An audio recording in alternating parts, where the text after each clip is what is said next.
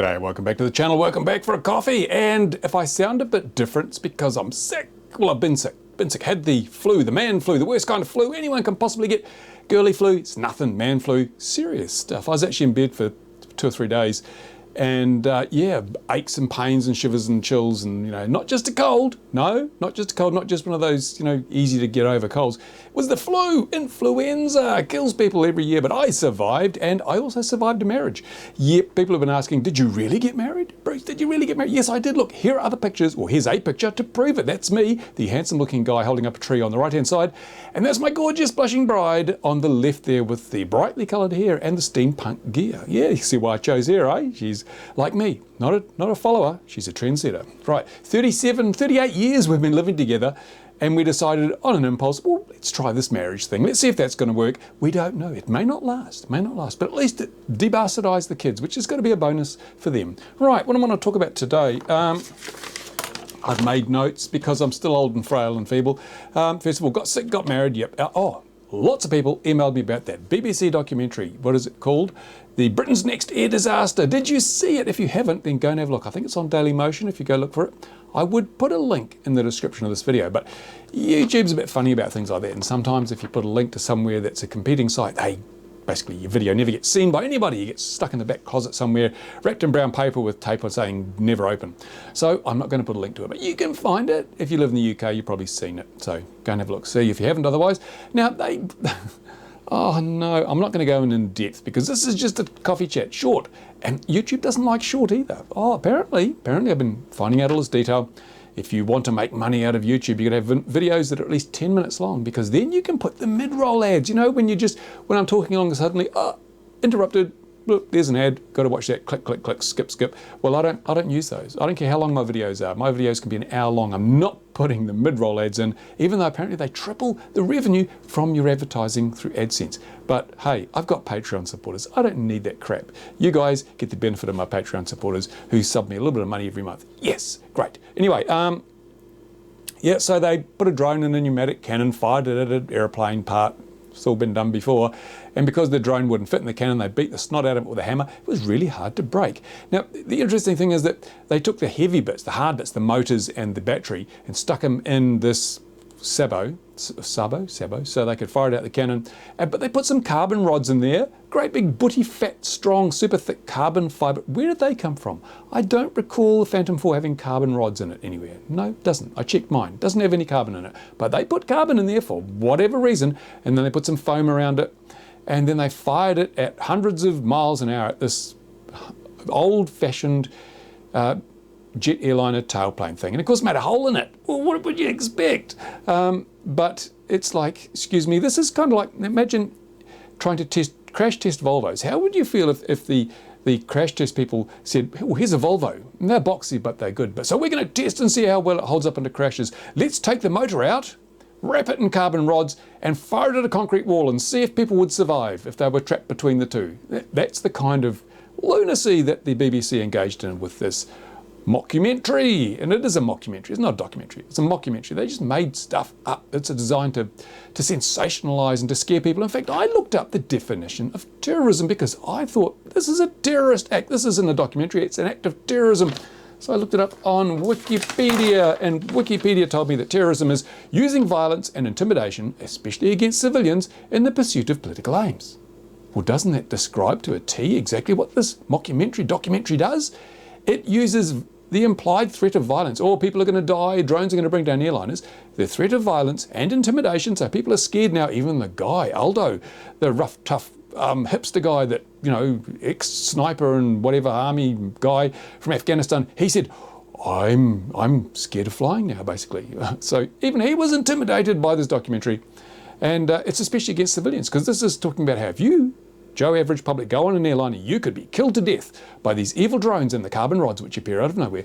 So yeah, and political aims, of course it's political aims. The BBC is a government-funded broadcaster, and their political aim is to make a snot load of money by getting more people watching eyeballs on screens. So it's terrorism. By definition, the BBC has engaged in an act of terrorism. I call on the UK government to shut them down, sell all their stuff off, and give everyone Netflix instead. That's what I say. They should do that. Anyway, this is a rant, isn't it? Oh, it's not supposed to be a rant. It's a coffee chat. Anyway, I'll back off. I'll back off a little bit. Anyway, moving right along. The other thing I saw this week, what's going on in the UK? There's a professor recommends that, drone operators, you shouldn't be able to go into a high street store and buy a drone. You should have a background check first. You should be checked to make sure that you're a fit and proper person to own a drone. So if you're going to want to go and buy yourself a Mavic or a Phantom Air or something, you should be checked to make sure you're not a terrorist like the BBC. They should go into your background and check for criminal offending and talk to your wife and your sister and your mother and all your best friends and make sure you're a straight up guy. Seriously. But I mean, he has a point. If you've looked at the UK papers, I mean, they've got a huge problem with violent crime. And I'm telling you now, it's only a matter of time until someone is stabbed to death with a drone in London because they've been stabbed with knives. But you don't need a background check to buy a knife. No, you can just walk into any department store and buy a knife. That's okay. Even though hundreds of people are stabbed to death every year in London, it's not the same as a drone, is it? Which has never killed anybody.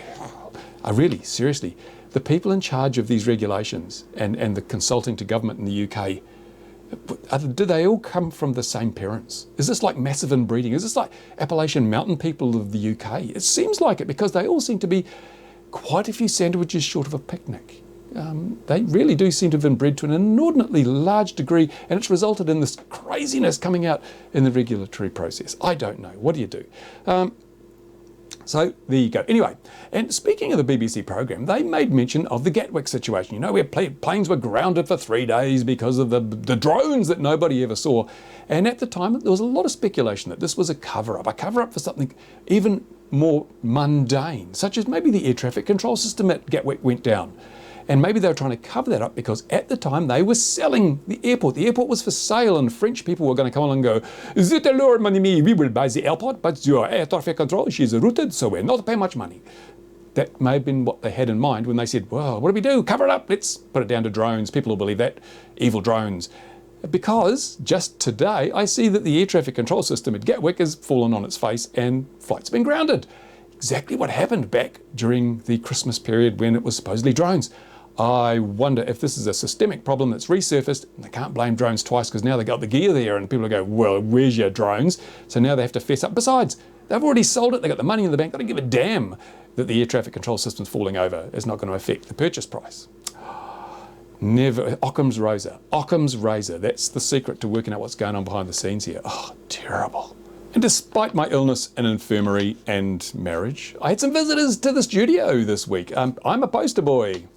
Yes, I'm going to be a poster boy. I'm going to be the ultra-fast broadband we have in New Zealand. It's pretty damn schmick, actually. I'm just upgrading from the 100 megabits per second to my house to the 1 gigabit per second to my house, so I can upload YouTube videos more quickly, because even now, if I do, a half-hour video, it can be like 2 gigabytes. And that, even at upload is 30 megabits, still takes a long time to upload, so I'm going to the gigabit plan. And it's all like $100 a month, as much as you can eat. It's amazing. We have some of the best internet in the world here in New Zealand. In Australia, they're still using wet shoelaces and stuff, and everyone's moaning and grizzling about how slow the internet is, and then they're using wireless over the last mile, and it's all everyone watches Netflix at night, and nobody gets to see anything because everyone's trying to use the same little bit of spectrum. The Australians, they've stuffed it up, just like they've stuffed up their drone regulations now. New Zealand, woo, we've got it all. Anyway, so I had some people come, they're doing a commercial. I'm in the commercial, look at me. I'm a YouTuber and I have an audience of dozens of people around the world, and I do it all from a little workshop in the middle of nowhere in rural New Zealand. So that's how broadband works. So I'm the poster child for that. Woohoo! So they came in, they got the cameras out, and they made me talk to the camera and pretend that I was working, which I never do. And they've filmed it all, and that'll go up soon. So when they go online, I'll send you a link to it, and you can have a look and mock me relentlessly, which I'm sure you will. There you go. Now I'm going to leave you with, there's going to be a link here. I found a music video that somebody in the UK, I think, did about the hobby. If I can find it again, I'll put it in a link to it at the end of this video. And it's brilliant. It's like putting all our woes into a song, and there you go. So go and have a look at it, see what you think. Leave a comment on that video. Tell them where you came from. Tell them XJ sent you. But I mean, this is what we need to do. We need to get this positive thing. I mean, what's more positive than a little bit of music and a sing-along? It's brilliant, fantastic. So we need to fight back. We need to fight back against the BBC and its terrorist actions, and we need to fight back against this public perception that we're so evil we should have background checks, because who knows? Only pedophiles fly drones, right? Oh, anyway, that's enough for me. coffee. It was supposed to be coffee. It was a rant. I can't tell the difference these days. I'm too old and infirmed.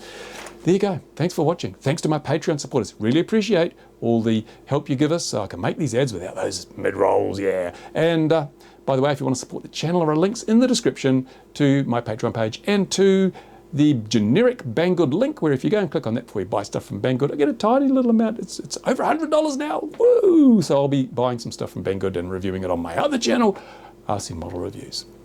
Speaking of which, got lots of stuff in the can at the moment, which I'm editing up, which is why I'm home today. And I've got my editing computers on and I'm trying to splice together bits of video to make stuff interesting and informative. That's it. Waffled on. It's a rant, it's a waffle. That's all it is. No coffee. Damn. Next time. Thanks for watching, guys. Bye for now. Thumbs up or thumbs down. But if you give me a thumbs down, tell me why. I need to know so I can make this better. See you later.